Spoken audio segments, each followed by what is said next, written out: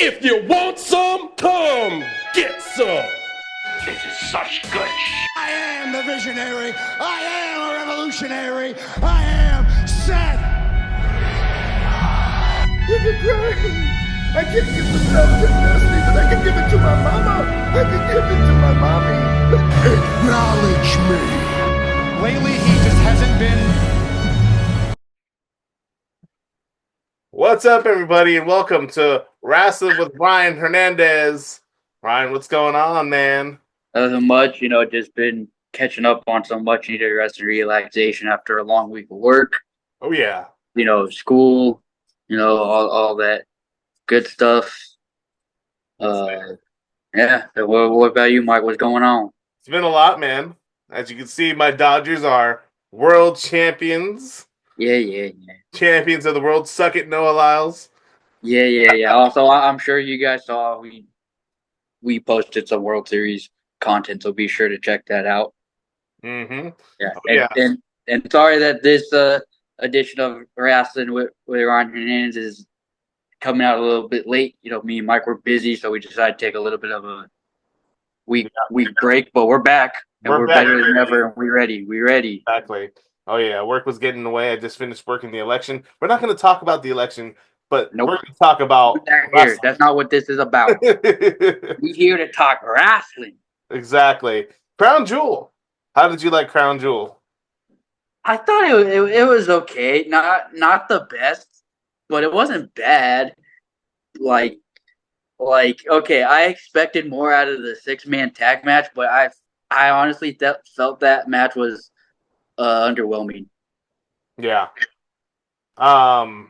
It was honestly just to set up what's going to be happening at Survivor Series, War Games. Yeah, we all know that it's just leading up to War Games, and it's adding more tension, because Sammy and Jimmy still aren't, Sammy and Jimmy are still not getting along.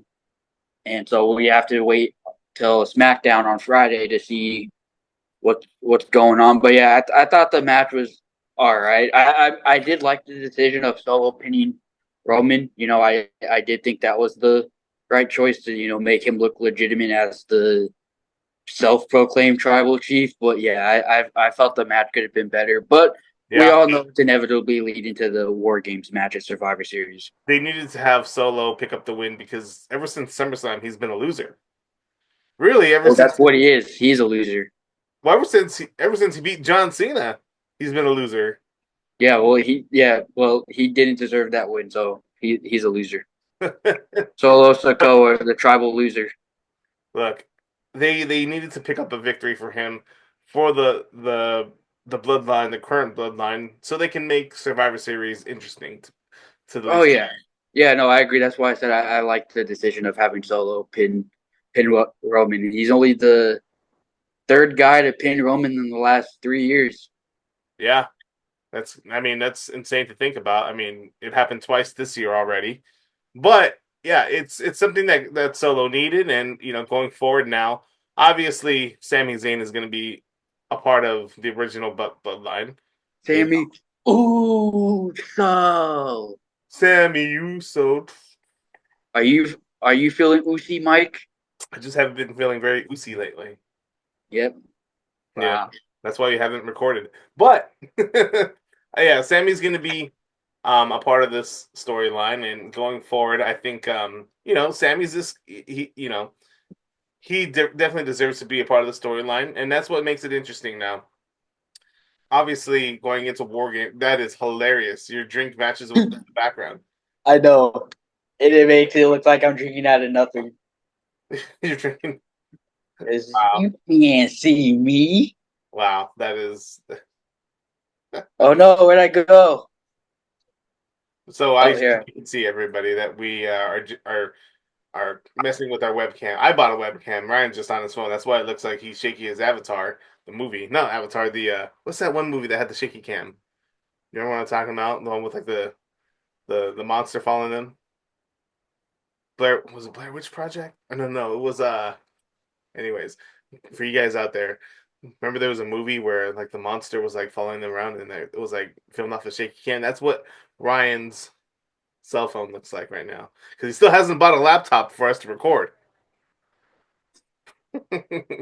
Hey, college ain't cheap, bro.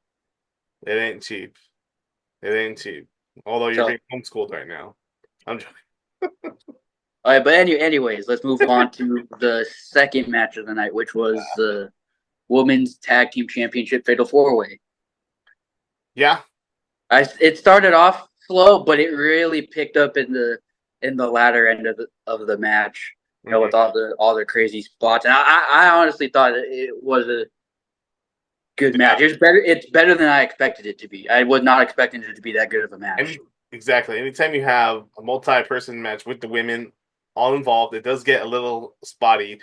You think back to the Money in the Bank ladder match that happened back in, what was it, June or July? Anytime you have a multi-women match, that is, you're going to get women that, like, what's her name from the Alpha Academy? Maxine Dupree. Maxine Dupree.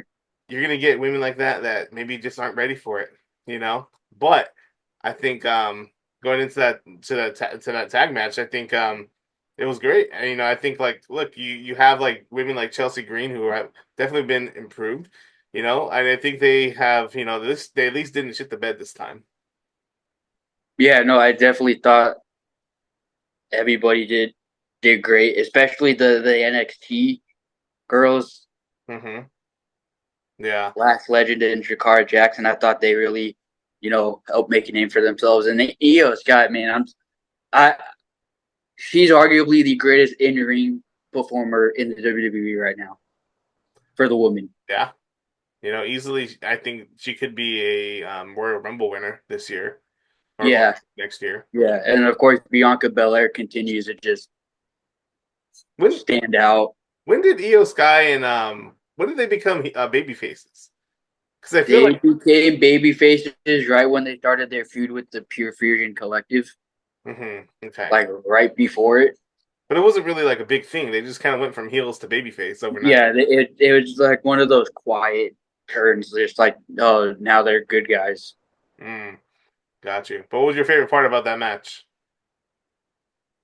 I like how I think it was Last Legend how she picked up Kairi Sane like by her waist. Yeah. Like with ease and then did the move. I thought that was nice. And I really liked the spots at the end, with Io doing the over the moonsault. Mm-hmm. The outside, and then like seeing Bianca and the rest of them go over the top rope. I thought that was nice. 'Cause I always enjoy spots like that. I always find those spots to be very entertaining when they're used right. Yeah, exactly. As long as they don't go out there and crap the bed like the women have before in the past, and it's all, to me, it's a success. Oh yeah, totally. So, and then of course we saw Bianca and Jade retain titles, which I don't think that's a surprise. I think we expected that.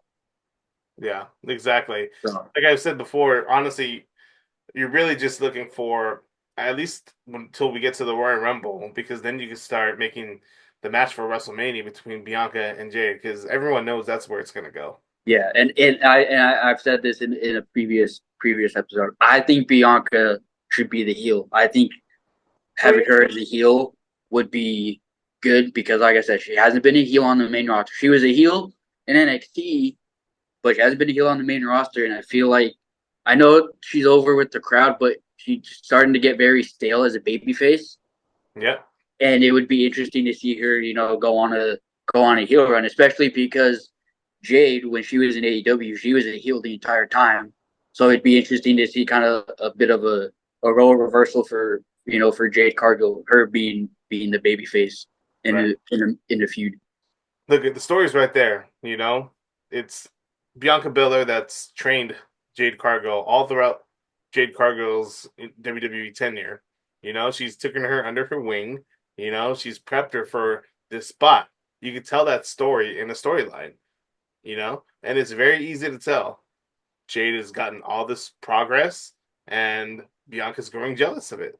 Yeah. And another thing you could say is it seems like Jade's getting all like the spotlight and the attention because I'm not saying it makes too much of a difference, but as Jade Cargill always is the first one to come out between the two of them. Yep. And they never come out together. They always come out to their own entrances separately. They walk to the ring together, but they always walk out to their own entrances. Exactly. So you can easily tell that story, and I think it would be in the best interest, to try a Bianca Belair heel turn. I think, Yeah, and who knows if maybe in the Rumble we see either one eliminate the other. That's where we start to see it. oh yeah, Or if it's even before then, if they start to not be able to get along and agree as a team, and it costs them the title. So we have yet to see, but yeah, it should be an exciting build-up. exactly. Yeah, I would go with Jade eliminating Bianca as a surprise elimination, and you could just pan in on Bianca Belair's face, like, what the heck just happened? You zoom in on that face, and then boom, there you go. Yeah, and maybe the heel turn won't happen right then in the Rumble. Maybe you save it for the Raw after the Rumble. Exactly. Yep. What did you think about the triple threat match? For the that I think was match of the night. That was match of the night for me. We already saw Andrade, Carmelo Hayes in their 7-match series that they have tremendous chemistry. Add an LA Knight in there. He continues to step up in the ring. He's been doing great as the U.S. champion. All 3 men have amazing chemistry. I thought that match was match of the night, and I thought it was one of LA Knight's better matches of his WWE career so far. Exactly. And for me, great match, and it's to be expected for those 3 guys. You're putting them in the ring together. Triple threat matches can sometimes be very spotty in terms of, what's going to be expected. But I think all together, those are 3 guys that are at the prime of their career, and they delivered it on a great triple threat match. And for me, the most important thing is, what do you do with Carmelo and Andrade going forward? Do you still have them in the feud? I don't know what. Yeah, hopefully they don't get lost in the shuffle. I don't think they will. Hopefully there's plans for them in the future. But yeah, no, I thought the triple threat match was great. Yeah, I just thought all 3 men really, did their part and showed out. Yep, exactly. Yeah, pretty much. What else was there? Randy Orton and Kevin Owens, which wasn't a match. It ended up just being a fight. Well, Randy Orton took his gosh dang sweet time coming to the ring. Because the Saudis were singing his theme song. And then, of course, he has to pose.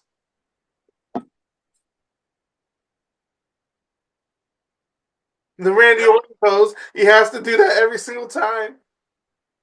If I was Kevin Owens, I would have took that chair to his knee too. But no, I think I really thought we would get a match, but them having a brawl and a fight makes sense for the story. And it's just like it's to show that that evil, aggressive side of Kevin Owens is back. The one that will do whatever it takes to come out on top. And I think what we're slowly going to start to see is we're going to slowly start to see like Randy turn heel. And it's all right. Stop posing there. You're not Randy. I know you wish you were, but you're never going to be Randy. So just have the body like Randy. Except he actually has a 6-pack. So I have a 6-pack of beer in the fridge. Okay. All right. Yeah. Those 2 are definitely going to run it back at Survivor Series. Yeah, because I don't think either of them are going to be involved in a War Games match because it's going to come down to the bloodline for War Games. But it'll be interesting to see if they add a stipulation to their match or if they just have a normal match and go at it. I honestly wouldn't mind if they ended up having like a street fight or a no holds barred match. Yeah, I could definitely see that going on, like a street fight or a non-sanctioned match or however you want to call it. Those 2 are definitely going to have one of those kind of matches at Survivor Series, and let's see how the 2 of them can brawl, really, because that's what it's going to come down to. Yeah, because I think at the end of all this, it's going to lead to another KO Cody match, and I think slowly but surely it's going to lead to the inevitable Randy Orton heel turn. Mm-hmm. We're going to see Randy versus Cody for the title. You can definitely see that. And honestly, what I could see going on here is you have the match between Orton and KO at Survivor Series. You know, whoever wins that one, I don't know. It's a toss up, really. But it leads to a KO versus Cody match at, let's say, Saturday night's main event, or maybe the first Raw on Netflix, or the Royal Rumble. You have 3 of those pay-per-views that you can utilize. They're not pay-per-views anymore. Those premium live events. You can utilize one of those events, and honestly, I think like it leads to, like you said, a Randy Orton heel turn as well. I think both of them get frustrated, and they both just start kicking the shit out of people. And you could see a team where it's like kind of Austin and Triple H from 2001, the not the Mega Powers. We call them the Mega Powers. What was their name?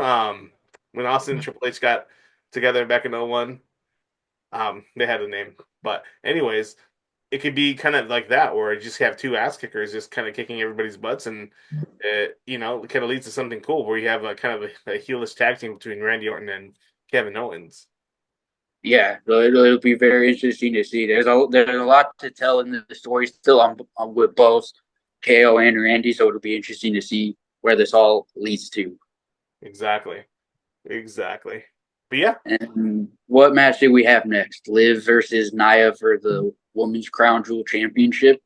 At some point, you just grow tired of these kind of fake cash-ins.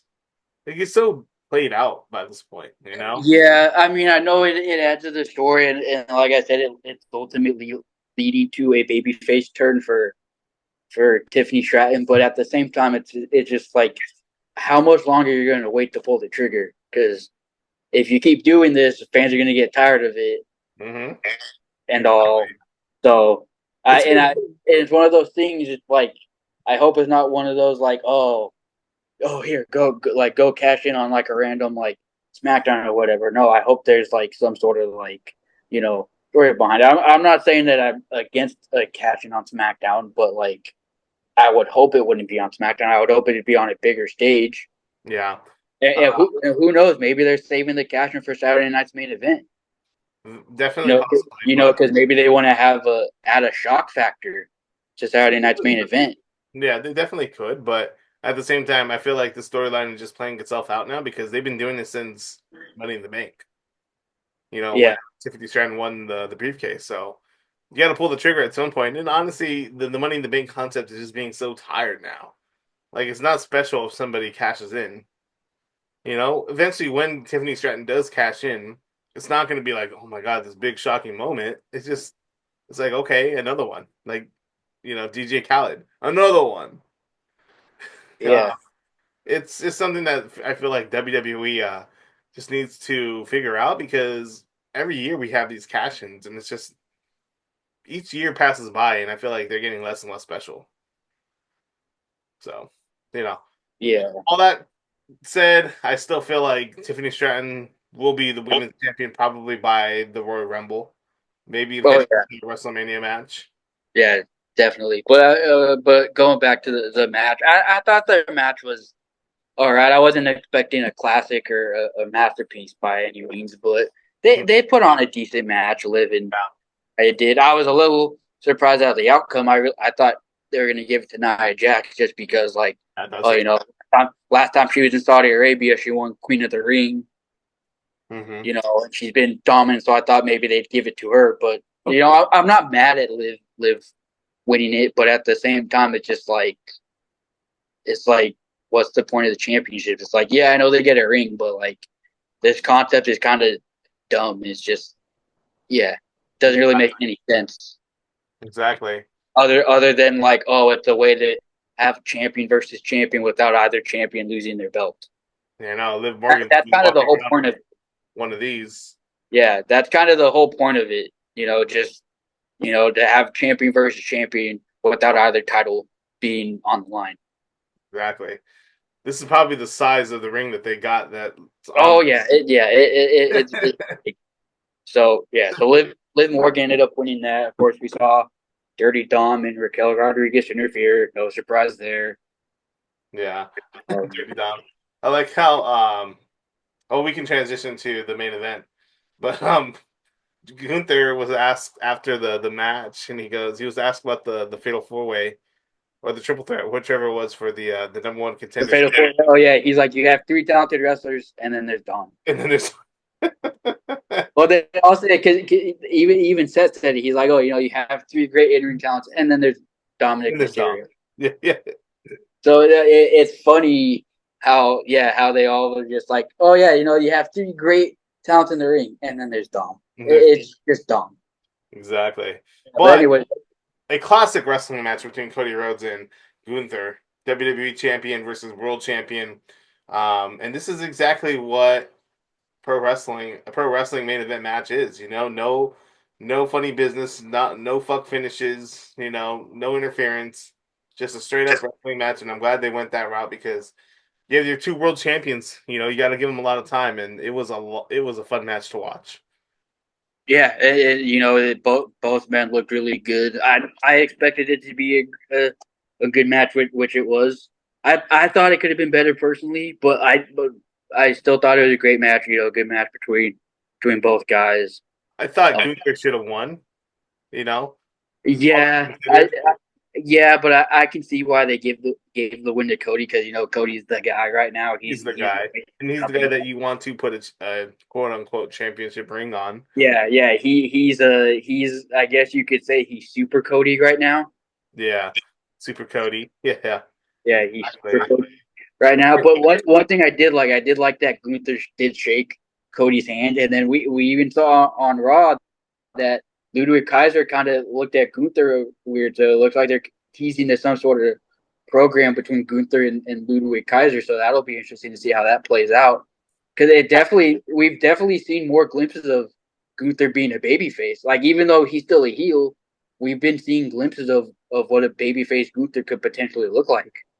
Definitely, they're toying around with it right now. I think that Gunther's character is so great. I think you could toy around with kind of some good guy flashes, but I think in the end, he's best as being a pompous asshole. Is better than everybody. Because also he is foreign, and how WWE likes to portray like the foreigners as like the heels, mega heels. Yeah. But it's different because I feel like back then it was just about USA versus the foreign, but it's not like that anymore. It's more like kind of all meshed together now as one. Yeah. And I heard recently when there was house shows, I forget who Gunther was facing, but Gunther was working as the babyface. They said at the house shows, Gunther was working as the babyface. Yeah, incredible to watch, and let's see how they can maybe at some point that they can go forward on a Gunther babyface turn, but we'll see. We forgot about one match. Seth freaking Rollins. Oh yeah, totally for big Bronson Reed. Yeah, no, I thought their match was really good. I give props to both guys. Bronson Reed has just been on a tear lately. Like he's been putting out some of the best work of his career. Yeah. And put him in the ring with a guy like Seth, has like great in-ring chemistry with almost anybody you put him in the ring with. You have recipes for like a good match there, and I thought it was a great match. Of course, I'm a Seth guy, so I'm happy that Seth won. Well, but I do think Bronson Reed needed that win. Yes, exactly. But it makes sense for why Seth got it because I think they're trying to build him back up. They are trying to build him back up, especially since the last couple matches he's had, he's taken the loss. But I think Seth Rollins, he's already a made guy. A few losses is not going to hurt Seth Rollins. He's a main event guy. You need to have Bronson Reed needed to have that victory, badly, because he's not proven yet. But with that said, they did. If Bronson Reed was going to lose, they at least made Bronson Reed look very strong. Yeah, he looked strong. He did not look like someone that lost that match. No, and so that's hard to do. It's hard to make the loser look, not like a loser. Yeah. But they did that very well, and it's obvious that the Bronson Seth feud is going to continue. And I do think Bronson's going to come out on top at the end of this feud. Yeah, I think at Survivor Series they read it back, and I really hope that they give the victory to Bronson Reed then, because if they're going to come out of this feud, it's best if Bronson Reed is the one that's coming out on top. You can make and I wouldn't be surprised if this is the slowly start a push for Bronson Reed to put him in the world title picture. You could definitely do that.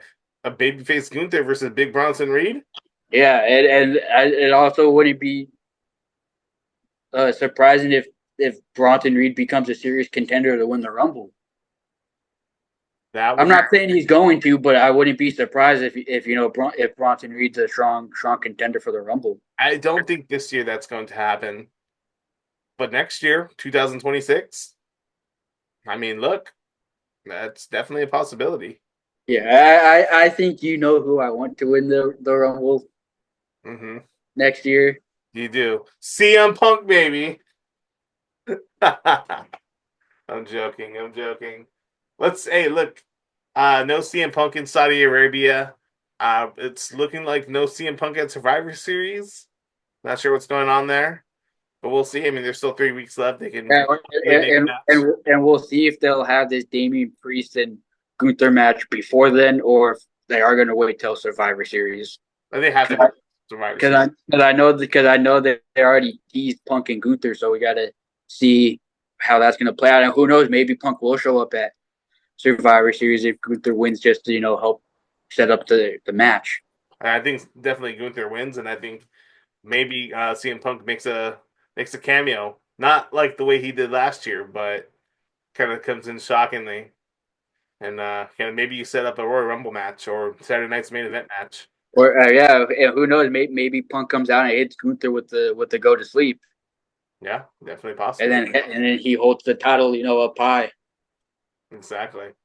So a lot of possibilities, a lot of good stuff to look forward to in the build to Survivor Series War Games, and of course the Rumble. And not to go too much off topic, but I'm actually really excited for this Royal Rumble. I think it's the most unpredictable Rumble in years.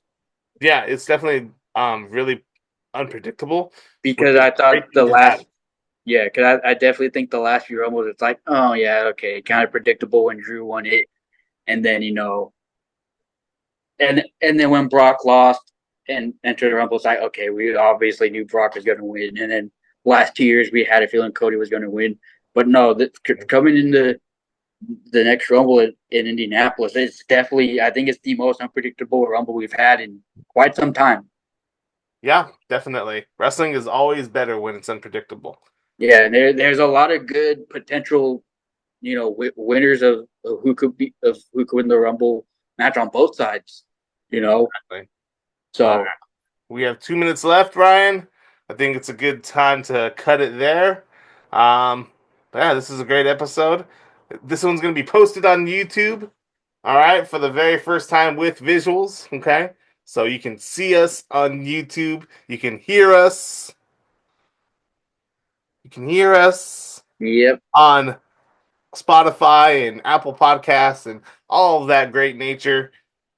Hey, make sure to subscribe, play some up sports.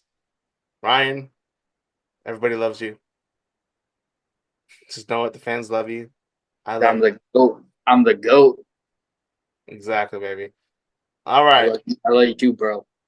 hey, this wouldn't be possible, without you. Well, both of us, putting a lot of work into this. Exactly. Wouldn't be possible. But until next time, Ryan, they can't see us. You can't see me. See ya. Later.